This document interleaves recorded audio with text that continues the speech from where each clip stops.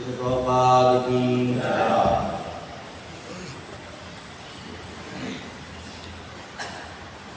ओम नमो भगवते वासुदेवाय। ओम नमो भगवते वासुदेवाय। ओम नमो भगवते वासुदेवाय। ओम नमो भगवते वासुदेवाय। नारायणं नमस्कृत्य नरं चैव नरोत्तमं देवीं सरस्वतीं व्यासं ततो जयामुदीरये। राष्ट्रप्रायेषु भद्रेषु नित्यं भागवत सेवया भगवती उत्तमा श्लोके भक्तिर्भवति नैष्ठिकी। श्रीमद्भागवतम स्कंद 3 अध्याय 19 श्लोक संज्ञा 16। तेना इत्थं आहतः दत्तः भगवान् आदिसूकरः नाकम्पदः मनाक् क्वपि सृज हतः इव विपः तेनेत्थं आहतक्षत्रः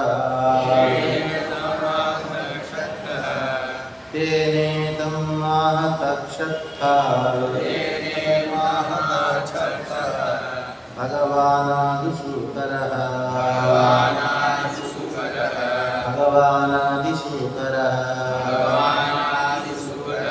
नाकम्पत मनः क्वापि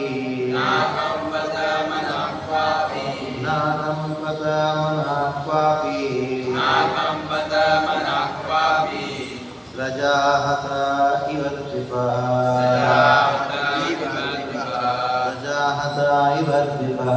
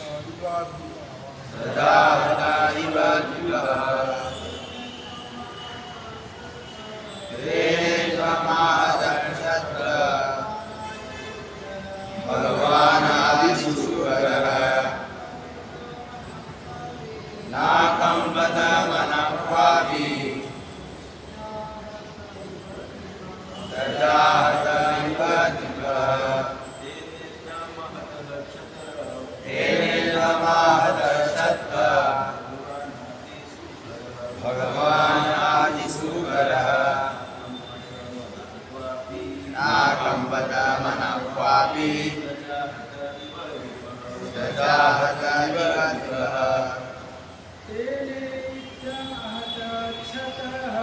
तेने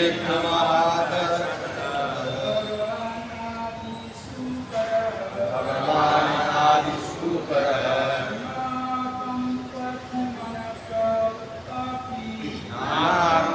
नाकमलधमनापापी प्रजाहत इव दिवः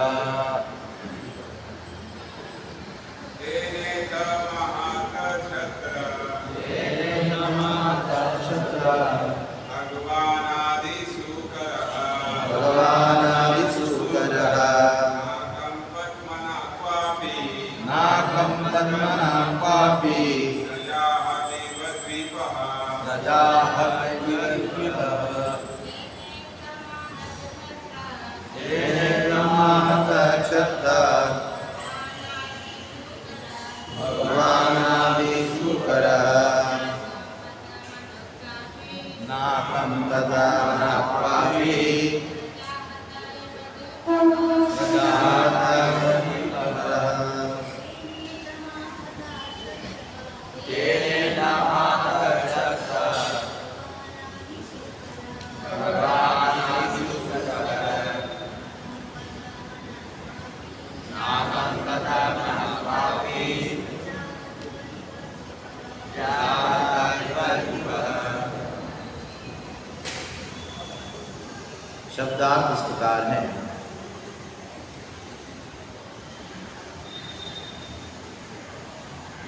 तेन हिरण्याक्ष द्वारा इत्यम इस प्रकार आहत प्रहार किया गया छत्तः हे विदुर भगवान श्री भगवान आदिसूकरः प्रथम सूकर न अकम्पतः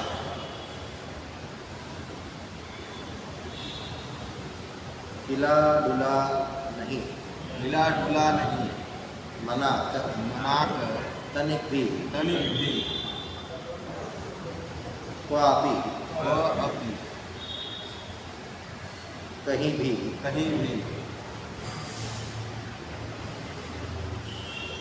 सजा पुष्प की माला से अतः मारा गया इव सदृश दीपः हाथी। अनुवाद और तात्पर्य डिवाइन ग्रेस एसी भक्तिवेदांत स्वामी श्रील प्रभुपाद जी के द्वारा। श्रील प्रभुपाद की जय। हे विदुर, असुर द्वारा इस प्रकार प्रहार किए जाने पर आदिवरारूप भगवान ने शरीर का कोई अंग तनिक भी हिला डुला नहीं, मानो किसी हाथी पर फूलों की माला से प्रहार किया गया। तात्पर्य जैसा कि बताया जा चुका है, असुर पहले वैकुंठ लोक में भगवान का पार्षद, किंतु किसी कारणवश वह असुर बन गया। वह अपनी मुक्ति के लिए भगवान से युद्ध कर रहा था। भगवान को अपने दिव्य शरीर में उसके द्वारा किया गया प्रहार वैसा ही आनंद दे रहा था जिस प्रकार प्रौढ़ पिता से छोटे शिशु लड़े। कभी कभी बाप और बेटे में बनावटी युद्ध होता तो बाप को आनंद मिलता। इसी प्रकार भगवान को हिरण्याक्ष द्वारा किया गया प्रहार पूजा में चढ़ाए गए फूलों के समान प्रतीत हुआ। दूसरे शब्दों में कह सकते हैं कि भगवान ने दिव्य आनंद लेने के लिए लड़ना चाहते थे, इसलिए उन्हें इस आक्रमण से सुख मिल रहा था। ओम ज्ञानानंदस्य ज्ञानांजनशलाकया चक्षुरुन्मीलितं येन तस्मै श्रीगुरवे नमः। श्रीचैतन्यमनोभीष्टं स्थापितं येन भूतले स्वयं रूप तदा मह्यं ददाति स्वपदान्तिकम्।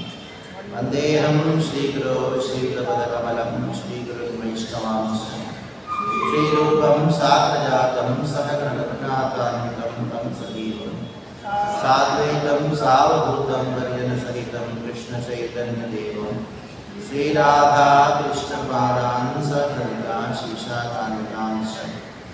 हे कृष्ण करुणा सिन्धो दीनबन्धो जगत्पते गोपेश गोपिका कान्त राधा कान्त तप्त कांचन गौरंगी राधे वृंदावनेश्वरी वृषभानुसुते देवी प्रणमामि हरिप्रिये।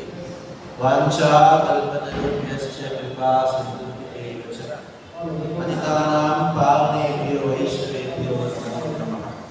जय श्री कृष्ण चैतन्य प्रभु नित्यानंद श्री अद्वैत गदाधर शिवासादि गौर भक्तवृंद। हरे कृष्णा कृष्णा कृष्णा हरे हरे, हरे राम राम राम हरे हरे। हरे कृष्णा कृष्णा कृष्णा हरे हरे, हरे राम राम राम हरे हरे।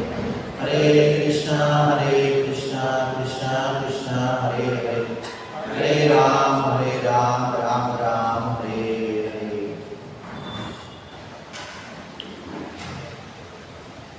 भगवान वराहदेव का और हिरण्याक्ष के बीच में युद्ध का वर्णन हो रहा है। आदि वराहदेव ब्रह्मा के मुख से प्रकट हुए या नासिका से प्रकट हुए, और उनका स्वरूप कैसा है? उनका एकदम शुद्ध रूप जैसा है। आगे दो चारों पैर सुंदर का जैसा, और दूसरे वराह है श्वेत वराह कल्पे। तो ये जो वराह है इसका वर्णन हम शास्त्रों में संकल्प के समय में करते हैं। वैवस्वत श्वेत वराह कल्पे वैवस्वत मन्वंतरे। ये श्वेत वराह है, रक्त वराह है या काले। आदि वराह जो है वो काले है, काला वराह या लाल वराह भी कहा जाता है। ये श्वेत वराह जो है वो आधा शरीर जो है उनका मनुष्य जैसा है, और ऊपर का मुख जो है वराहदेव जैसा। इस प्रकार का उनका ये दो प्रकार का वराह है, आदि वराह और श्वेत वराह। तो इधर ये जो प्रसंग में तीसरे स्कंद में दोनों वराहदेव की लीलाओं को एक साथ में वर्णन हो रहा है। कोई अलग से विभाजन किए बिना एक ही लीला में दोनों वराह का लीला का वर्णन हमको इस स्कंद में, इस प्रसंग में प्राप्त होता है। खास करके ये श्लोक में वराहदेव के ऊपर उन्होंने प्रहार से प्रहार किया, उन्होंने ऐसा छाती के ऊपर मारा। तो हिरण्याक्ष ने जैसे मारा वराहदेव के ऊपर, विदुर कहते हैं, विदुर को मैत्रेय कहते हैं क्षत्ता। क्षत्ता का अर्थ है दासी पुत्र होते। ऐसे विदुर का नाम विदुर किसने रखा था? व्यासदेव ने रखा। लेकिन दुर्योधन ने उसको क्षत्ता क्षत्ता करके बार बार बुलाया। विदुर का नाम का अर्थ है विद्या रते ही विदुरहा, जो विद्या में हमेशा रत रहता है उसको विदुरा कहा गया।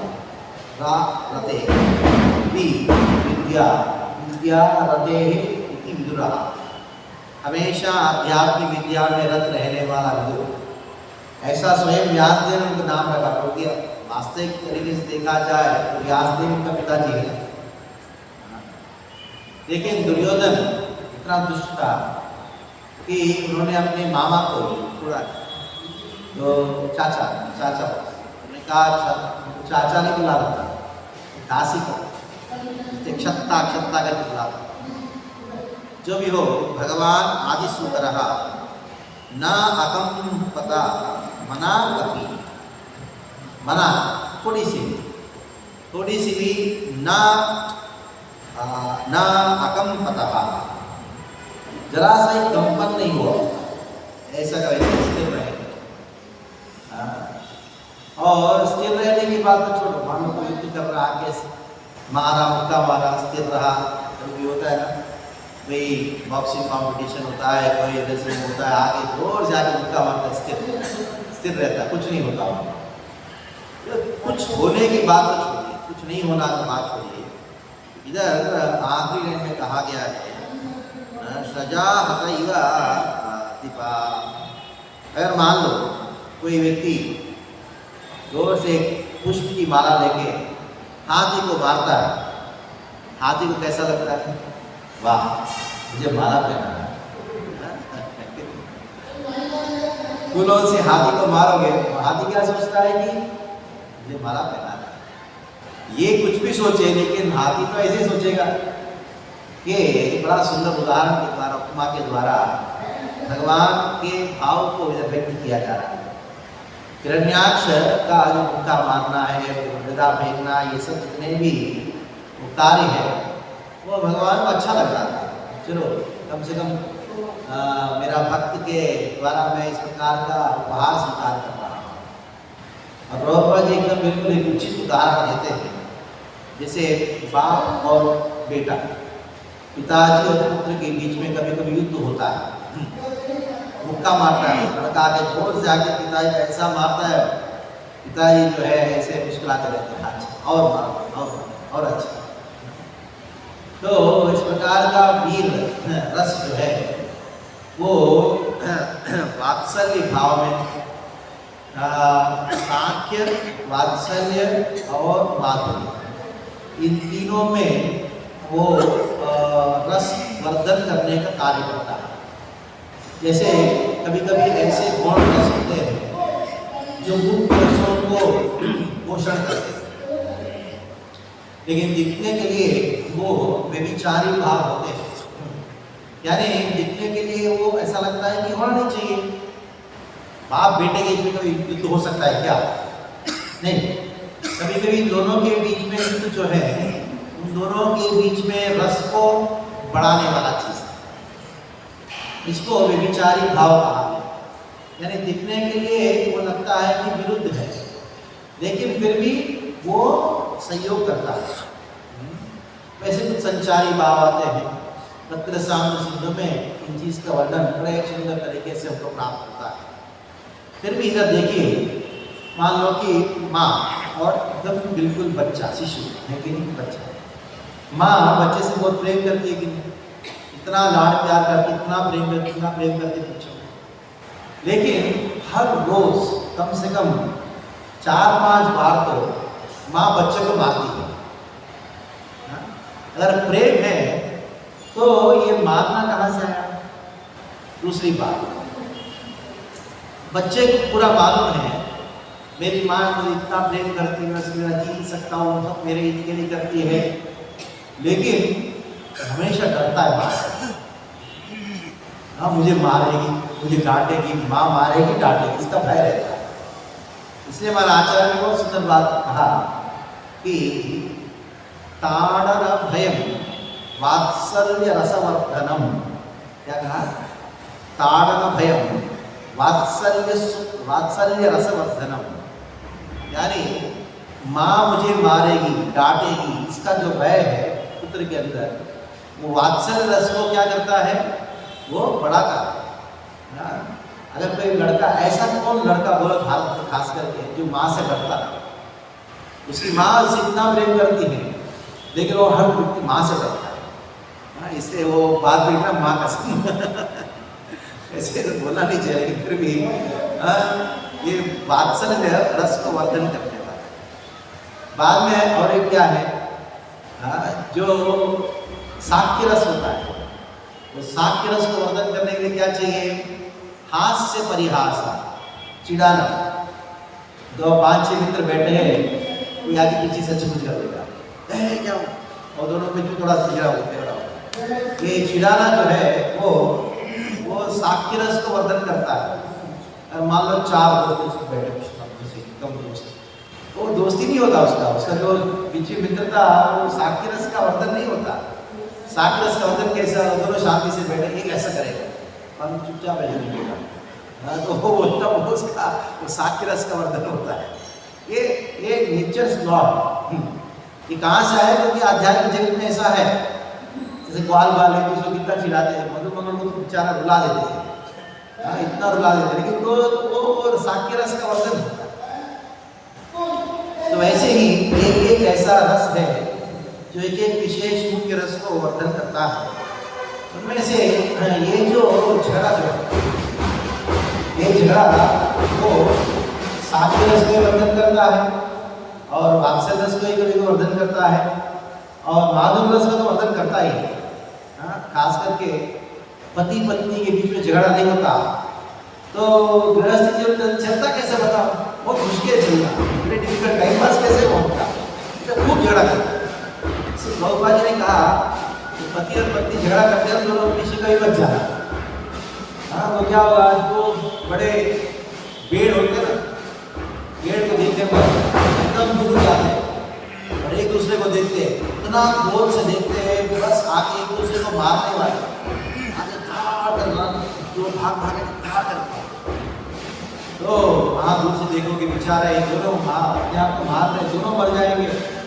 आप बीच में जाओ तो क्या होगा, दोनों आपको मार के आपको मारते हैं, लेकिन उनको संभालना क्या करना पड़ेगा कि नजदीक में जाओ, दोनों को चुपचाप दोनों हफ्ते बाद।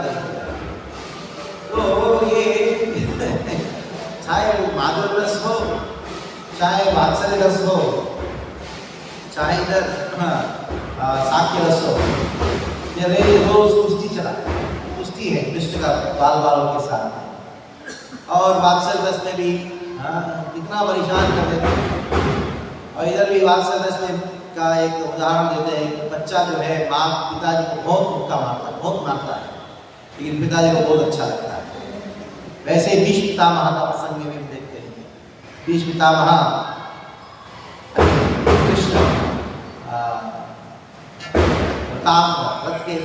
रतांग पाणी के हाथ में रथ का पहिया को लेकर आए, क्योंकि भीष्म पितामह ऐसे भयानक युद्ध कर रहे थे, अर्जुन का खत्म होने वाला था। अभी उसी समय क्या हुआ, भगवान ने प्रतिज्ञा लिया कि मैं अपना भक्त की रक्षा करूंगा, और एक प्रतिज्ञा लिया मैं अपना भक्त का वचन जो सिद्ध करूंगा।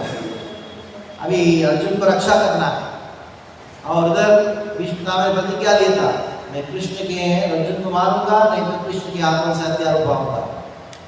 तभी भगवान ने सोचा मेरी भक्त वत्सलता जो है वो महत्वपूर्ण है, स्वनिगम अपाह्य, अपना जो वचन है उसको त्याग करके।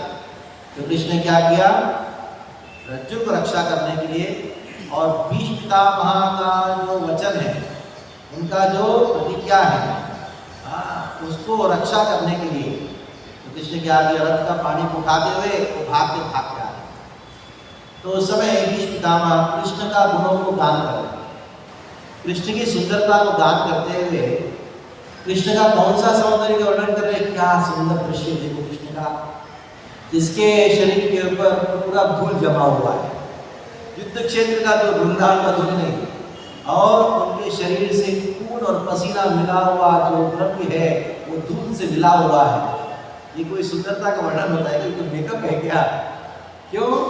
क्योंकि भीष्म पितामह का संबंध किसके साथ है, अर्जुन के साथ कैसा संबंध है, वीर रस का संबंध है। और उसमें व्याख्यान करते हुए श्रीपाद विश्वनाथ चतुर्थी ठाकुर कहते हैं, उस समय भीष्म पितामह किसका स्मरण कर रहे हैं, कृष्ण का गोपियों के साथ जो रतिकेली लीला जो है, जो सुरत लीलाएं हैं, उन लीलाओं का स्मरण कर रहे हैं, जो एकदम बिल्कुल निकटतम संबंध होता है गोपियों का साथ कृष्ण का। उस समय गोपियाँ उनके नाखून से कृष्ण का शरीर को छेद लेती है और खून निकलता है, और उसको स्मरण कर रहे हैं। और सुरत लीलाओं में कृष्ण के शरीर से पसीना उत्पन्न हो रहा है, और ब्रज का जो वृंदावन का धूल भी है, और साथ साथ में उनका खून भी है, और उसका जो विष्णु का मनी मन स्मरण करते मुस्कुराते हुए कृष्ण का आह्वान करके आओ, आगे मुझे मत करो, आपने क्या कार्य किया, देखो अद्भुत कार्य किया, आपने मेरा वचन को सिद्ध करने के लिए आपने वचन को तोड़ दिया, आपने मेरे ऊपर इतना अनुकंपा किया, और ये भीष्म पितामह स्मरण करते। और दूसरी ओर कृष्ण भीष्म पितामह बाणों को छोड़ रहे थे, कृष्ण अपने छाती के ऊपर अपने बाणों को ले रहे थे और उनके शरीर से खून निकल रहा था, लेकिन कृष्ण को ऐसा लग रहा था कि भीष्म पितामह फूलों की माला उनके ऊपर छोड़ रहे, अर्जुन को रक्षा कर रहे थे, वो बाणों को अपने छाती के ऊपर लेके, और साथ साथ में वो क्या महसूस कर रहे हैं, क्या अनुभव कर रहे हैं कृष्ण कि भीष्म पितामह मुझे फूलों की माला को अर्पण कर रहे हैं। तो इस प्रकार का वीर रस का आस्वादन करने की प्रवृत्ति भगवान में रहता है, और रसास्वादन करेंगे अपने पार्षदों के साथ। हर एक व्यक्ति रस का आस्वादन करना चाहता है, खास करके थोड़ी सी बल आता है कोई जीव के अंदर भी, वो अपना बल को दिखाना चाहता है। कौन नहीं दिखाना चाहता, मतलब हर व्यक्ति अपना बल दिखाना चाहता है, लेकिन आप रास्ते में देखो थोड़ा सा बलवान हो जाता है, तो एक बच्चा थोड़ा सा बड़ा होकर योग होके थोड़ा 2-4 दिन जिम में जाके थोड़ा सा बहुत सारा मसल्स आ जाता है, वो क्या टी शर्ट पहन के घूमता, देखो मैं कितना स्ट्रॉन्ग हूँ, प्रदर्शन करना चाहता है, वो दिखाना चाहता है मैं शक्तिशाली हूँ। अरे ये प्रदर्शन, बल को प्रदर्शन करने की जो प्रवृत्ति है वो छोटे से शिशु के अंदर भी रहता है। बच्चा जन्म लिया, छोटा शिशु क्या रो रहा है, और माँ 1 सेकेंड लेट हो जाती है दूध पिलाने में, इतना कहाँ रोना शुरू करता है, और क्या करता है बच्चा, माँ के स्तनों से दूध पान करता है, करके बस 1 सेकेंड भी नहीं हुआ, क्या करता वही बल के बल प्राप्त किया दूध पी के, उसी बल का प्रदर्शन करता है अपनी माँ के ऊपर। जिन स्तनों से दूध पान के उस स्तनों को लात मारता है, आपको लात मारता है। तो ये प्रवृत्ति है, थोड़ा सा भी बल मिला तो बस दिखाओ, कैसे दिखाएंगे बल को, किसी को मार के पीट के, तो ऐसे ही दिखाएंगे ना, ऐसे प्रदर्शन होगा। अभी ये प्रवृत्ति आया कहाँ से, बल को प्रदर्शन करने के लिए किसी युद्ध करना, मारपीट करके प्रदर्शन करने की प्रवृत्ति आया कहाँ से, प्रवृत्ति है कृष्ण में, इसलिए आया। अभी कृष्ण को बड़ा समस्या वैकुंठ में, अगर अपना बल को कैसे प्रदर्शन करेंगे, सुंदरता का प्रदर्शन हो रहा है, यश का प्रदर्शन हो रहा है ना, जो उनका ज्ञान का प्रदर्शन हो रहा है, और वैराग्य का प्रदर्शन हो रहा है, और उनकी ऐश्वर्य का प्रदर्शन हो रहा है, ये तो प्रदर्शन हो नहीं पा रहा, उनकी बल का प्रदर्शन नहीं हो पा रहा। और किसी के पास कुछ भी है तो उसको प्रदर्शन करना चाहता है। मान लो कोई व्यक्ति बहुत अमीर है, वो मारुति गाड़ी नहीं खरीदेगा, भले ही मारुति गाड़ी हो या बेंज हो, ये दोनों ट्रैफिक सिग्नल में रुकना ही है, लाल आने पर मारुति है तो रुकना पड़ेगा, आपका बेंज है ना, जा सकते ऐसा कुछ नहीं, ट्रैफिक हुई है, लेकिन फिर भी इनको नहीं, मैं ये गाड़ी खरीदूंगा, क्यों मालूम है, दिखाना चाहता हूँ इतने पैसे हैं ना, मैं सादा में नहीं ना हो, तो हर व्यक्ति दिखाना चाहता है। अभी ये दिखावा जो है वो हर चीज में कहाँ से आया, भगवान में इसलिए आया, भगवान अपने सारे गुणों को प्रदर्शन कर रहे हैं वैकुंठ में, लेकिन बल का प्रदर्शन हो नहीं पा रहा। बल का प्रदर्शन क्यों नहीं हो पा रहा है, बल का प्रदर्शन इसलिए नहीं हो पा रहा है क्योंकि मुझसे युद्ध करेगा कौन वैकुंठ में, सभी लोग दास रस में है, दास रस में तो कोई युद्ध नहीं हो सकता। लोग वृंदावन में हो सकता है कि भगवान बल का प्रदर्शन कर सकते हैं, अपने कम से करने का प्रयास कर सकते हैं, बाल वालों के साथ कुश्ती लड़के कर सकते हैं, लेकिन इधर वैकुंठ में उनका बल का प्रदर्शन करने के लिए कोई ना कोई तो प्रतिद्वंदी चाहिए। अभी दास रस के साथ उसके साथ प्रतिद्वंदी तो हो नहीं सकता, तो कैसे करेंगे बताओ। तब भगवान ने सोचा अभी मैं क्या करूं, मेरा बल का प्रदर्शन नहीं हो पा रहा है, तब ये लीला प्रारंभ हुई। ये सारा जितना भी ये जो लीला पढ़ रहे हैं या सुनने को आगे प्राप्त हो रहा है, ये केवल एक ही मन में, भगवान के मन में एक ही इच्छा थी। क्या इच्छा थी? मेरा जो बल है उसका प्रदर्शन हो तो मुझे थोड़ा सेटिस्फैक्शन मिलेगा, प्रसन्नता मिलेगी। तो उसके लिए उनको असुरों से युद्ध करना होगा। वैकुंठ में कोई असुर तो है ही नहीं, तो ये गोलोक वृंदावन वैकुंठ से ही भौतिक जगत में आना होगा। आगे भौतिक जगत में ऐसा कौन सा असुर है जिसके बराबर ही हो सकता, उनके बराबर? मान लो कोई एक बहुत बड़ा बॉक्सर है, Olympic gold medal winner, Commonwealth gold medal winner, वो आया आपके मॉल में, एक बच्चा को पड़ा और उसको उसके साथ बॉक्सिंग करके उसको गिरा दिया, तो लोग क्या बोलेंगे? पागल, यही मिला के और सिद्ध करने की उसकी बेइज्जती होगी। अगर आप किसी को परास्त करोगे तो एक बड़ा व्यक्ति को परास्त करोगे तो आपका नाम होगा, मतलब हार भी जाओगे उसमें आपका नाम होगा क्योंकि आपने उससे युद्ध किया। लेकिन आपने छोटे मोटे लोगों के प्रति युद्ध करके उनसे उनको परास्त करने से आपका अवहेलना होगा, तो ये ठीक नहीं है। भौतिक जगत में भगवान को टक्कर देने वाला प्रतिद्वंदी कोई है ही, तो कृष्ण को मालूम है। मैं सोचा कि मुझे कुछ करना पड़ेगा क्योंकि मेरा प्रतिद्वंदी वही हो सकता है जो मेरे पार्षद हो, इसलिए सारा नाटक किया भगवान ने। ये 4 कुमारों को मन में ऐसा विचार डालना, चलो वैकुंठ का प्रहार करो, वैकुंठ में जाके प्रवास करेंगे। इधर जय विजय के मन में उन्होंने ऐसा भाव दिया, उनको रोको और उन दोनों के बीच में वाद विवाद होना। ये सब वैकुंठ में तो रजस नामक कोई चीज नहीं है, शाम नामक कोई चीज है ही। ये सब भगवान ने इस प्रकार का कार्य किया क्योंकि उनके मन में एक इच्छा थी, मैं वीर रस का आस्वादन करूँ, मैं उनका बल का प्रदर्शन करूँ और उसके लिए मैं अपने पार्षदों को ही मैं चुनूंगा। ऐसा उनके मन में संकल्प आया, तब ये सारा लीला प्रारंभ हुआ। तो भगवान अनेकों इच्छाओं से, अनेकों उद्देश्यों से अलग अलग प्रकार की लीलाएं करते, खास करके असुरों के साथ युद्ध करने की जो लीला है वो अलग अलग उद्देश्य से करते हैं। एक सबसे महत्वपूर्ण उद्देश्य है उनका निजी इच्छा। निजी इच्छा क्या है? मैं वीर रस का आस्वादन करूं, मैं चाहता हूं कि मेरे भक्तों के साथ युद्ध करूं और ये जो आनंद है उसका अनुभव करूं। क्या आनंद अनुभव करूं? मैं अपने ही पार्षदों के साथ युद्ध करके और वीर रस का जो आस्वादन है उसका मैं आनंद का अनुभव करूं। अभी भगवान का आनंद अनुभव कर रहे हैं, लेकिन इसमें भक्तों को कैसे आनंद हो रहा है? क्या जय विजय को आनंद हो रहा है क्या भगवान से युद्ध करने की? नहीं, उनको आनंद नहीं हो रहा है, लेकिन फिर भी उनके द्वारा बहुत सारे लोगों को आनंद की प्राप्ति हो रही है। जैसे पिक्चर में हीरो और विलन होता है, इन दोनों के बीच में जब फाइटिंग होता है तब जो देखने वाले हीरो को जीतते हुए देखते हुए, क्या हीरो को जीतते हुए देखते हैं और बड़ा आनंद आता है। बचपन में कभी कभी घर में कोई टीवी देखता था, पिक्चर देखते थे, हम बोल के रखते थे वादा बजा या कोई जो टीवी देखता है, हम खेलने जा रहे हैं, फाइटिंग सीन आएगा तो बुलाना। फाइटिंग सीन में अच्छा लगता है, फाइटिंग सीन आएगा तो बुलाना। फाइटिंग सीन देखते और उसके जब हीरो विलन ऐसा मारता, हाँ मारा बड़ा बड़ा और मार लो, खत्म कर लो इसको। तो एक अच्छा आनंद आता है, जो हीरो विलन फाइटिंग करते हैं तो फाइटिंग सीन में बड़ा आनंद आता है।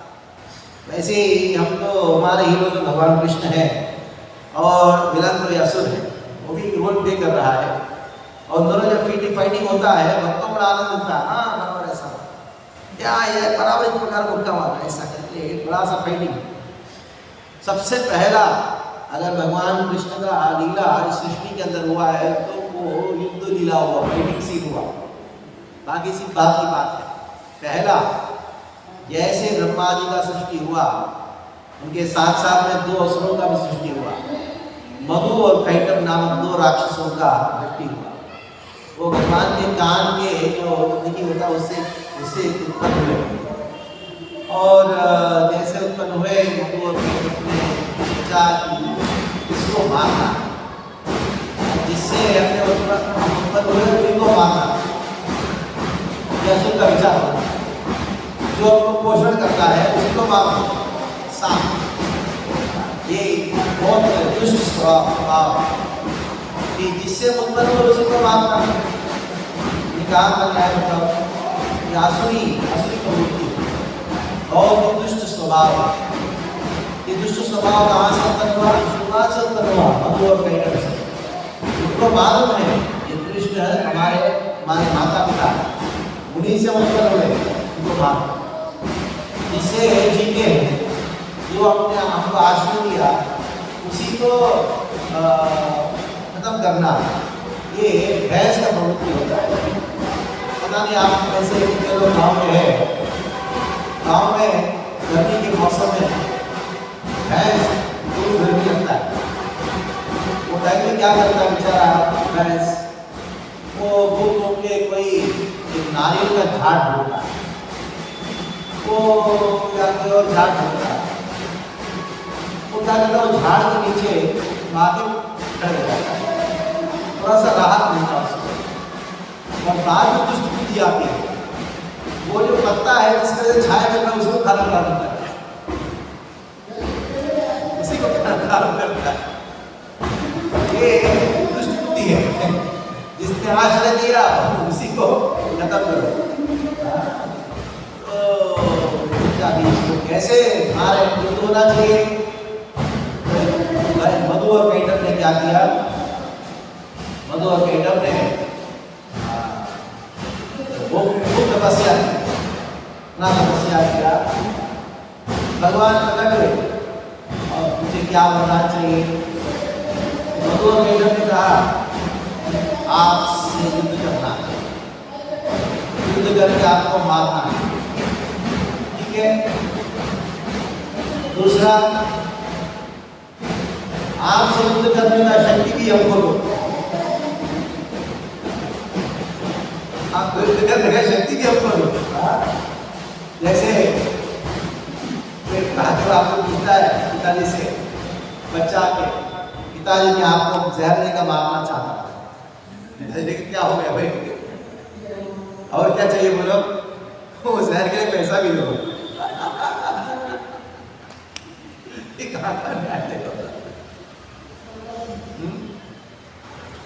तो ऐसा ठीक है, आप दोबारा ठीक है तथास्तु। और तीसरा वरदान मांगे, क्या वरदान था तीसरा? कि देखो हम आपसे युद्ध करेंगे, आप हमको मार नहीं सकते। कहाँ मार नहीं सकते उसका एड्रेस बता देंगे। चार पृथ्वी, जल, अग्नि, वायु, आकाश, मन, बुद्धि, अहंकार, जहाँ ये 8 तत्व है आप हमको नहीं मार सकते। क्योंकि ये मधु और कैटभ को इस प्रकार का विश्वास था, इस संसार में जड़ तत्व के अलावा और कुछ है नहीं। सूक्ष्म और स्थूल जड़ तत्व के अलावा और भौतिक तत्व के अलावा और कुछ है नहीं। आध्यात्म करके कुछ है करके उनका कोई विश्वास नहीं था। भगवान ने कहा तथास्तु, तब युद्ध प्रारंभ हुआ। पहला लीला कौन सा था इस सृष्टि में? युद्ध। दोनों के बीच में ऐसा धुआंधार युद्ध हुआ। कभी कभी भगवान परास्त होने के समय में आए थे, कभी कभी उनको परास्त कर रहे थे, लेकिन उसमें बहुत सारे लोग दर्शक नहीं थे, एक ही दर्शक था, उसका नाम था जामवान। जामवान तो पिछली सृष्टि से आया है। जामवान दर्शन कर रहा था और बड़ा आनंद ले रहा था। और जैसे कोई क्रिकेट होता है तो इंडिया और पाकिस्तान का मैच होता है, उस समय क्या होता है, इंडिया के सपोर्टर जो है उसको बहुत ये देते हैं ना, इसका प्रोत्साहन देते हैं। उसी प्रकार कि जामवान कृष्ण को प्रोत्साहन दे रहा था। हाँ, अरे ये पीछे से आगे करो, अरे ये ऐसा हो गया, हाँ बराबर हुआ, ऐसा करके एकदम होता है ना, वो सपोर्टर्स फैंस बोलते हैं, ऐसा कृष्ण का फैन ये जामवान। और कैसे भी करके बहुत हंगामा होने के बाद उसने क्या किया, ये मधु और कैटभ को हाथ में दिया, अपनी जांघे के ऊपर रखा और उठा मच्छर से मारा। तो जांघे कृष्ण की जांघे तो सच्चिदानंद है, उधर पृथ्वी जल अग्नि वायु आकाश मन बुद्धि अहंकार है खत्म। आगे कृष्ण बहुत थक गए। जामवान ने कहा क्या फाइटिंग किया आपने, बड़ा आनंद आ गया।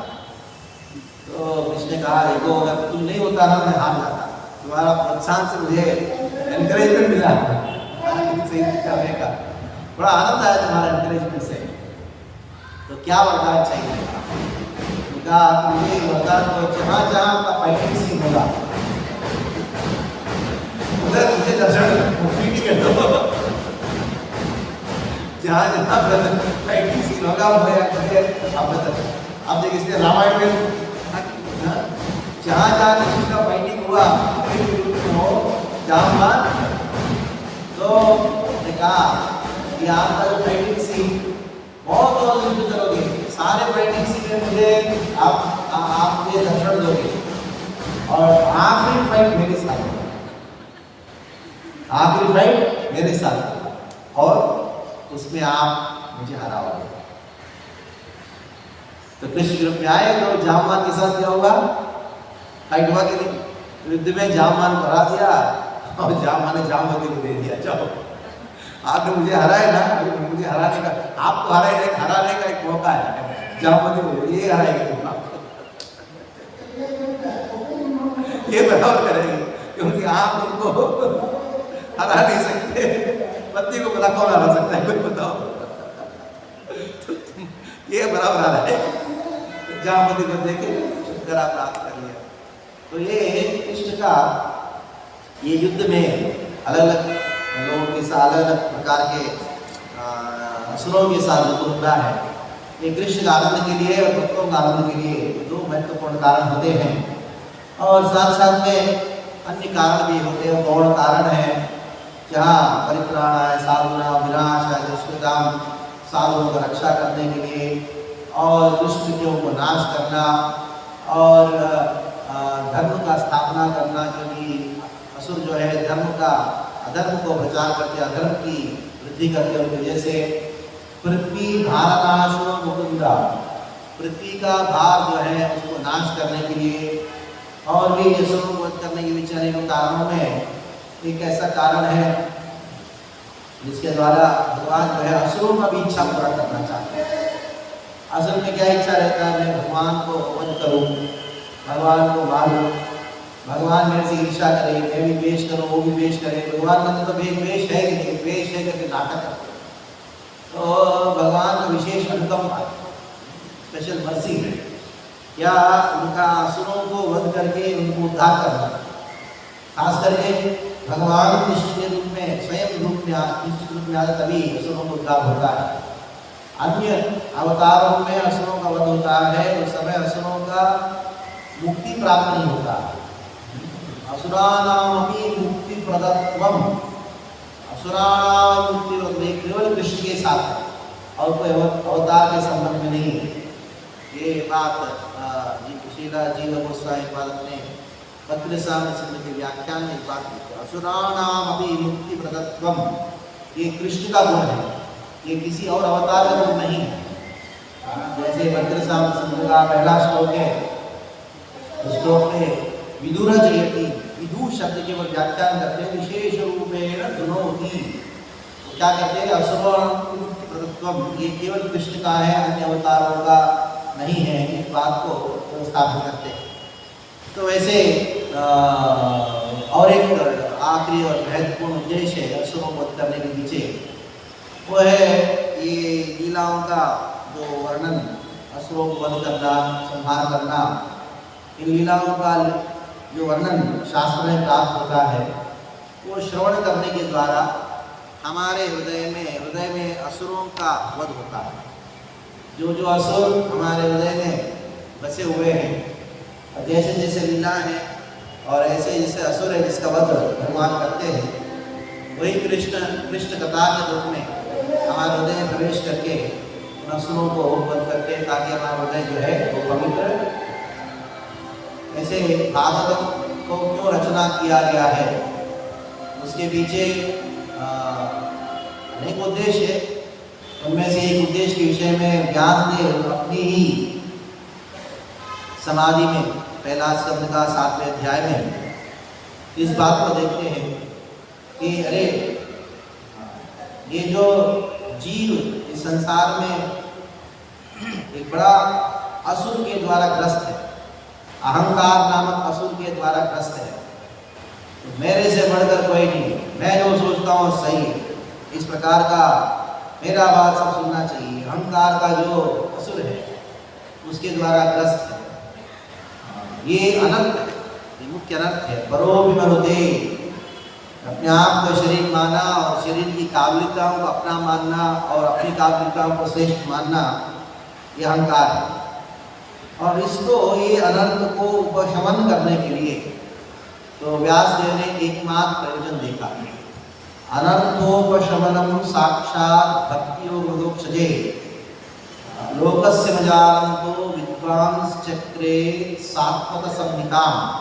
बड़ा सुंदर श्लोक है। व्यासदेव ने ये भागवत की रचना क्यों किया? विद्वांस चक्रे सात्वत संहिताम अनर्थ उपशमनम, जीवों के अंदर अनर्थ को उपशमन, नाश करने के लिए। असुर कहीं और है नहीं, ये हमारे हृदय में ही है। इसका नाश करने के लिए व्यासदेव ने भागवत की रचना किया है। इसलिए हमको हिरण्याक्ष हिरण्यकशिपु भागवत में है तो है, कन्नों में, हमारे हृदय में ही है। इसको नाश करने के लिए भागवत का शरण लेना चाहिए।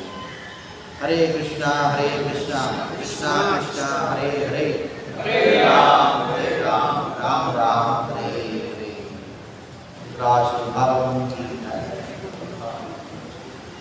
हरे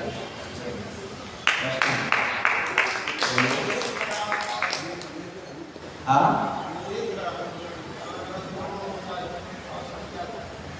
हाँ, एक जो है पृथ्वी को उठा के अपने स्थान पे रखना, दूसरा है हिरण्याक्ष को वध करना।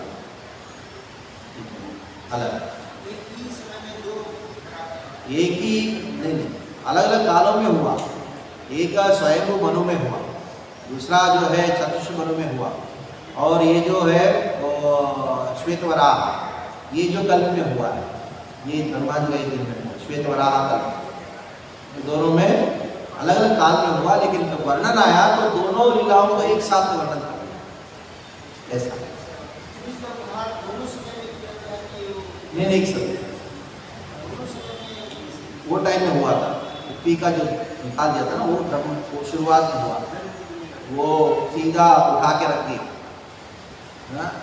अभी ये जो वराहदेव जो है हिरण्याक्ष का वध, हिरण्याक्ष तो बाद में जन्म हुआ, तब काफी तक जन्म तो पहले स्वयं मनु के समय में हुआ। ब्रह्मा जी का सृष्टि हुआ, हाँ, केवल युद्ध के वो टाइम में हिरण्याक्ष कहाँ जन्म हुआ था? सृष्टि के समय शुरुआत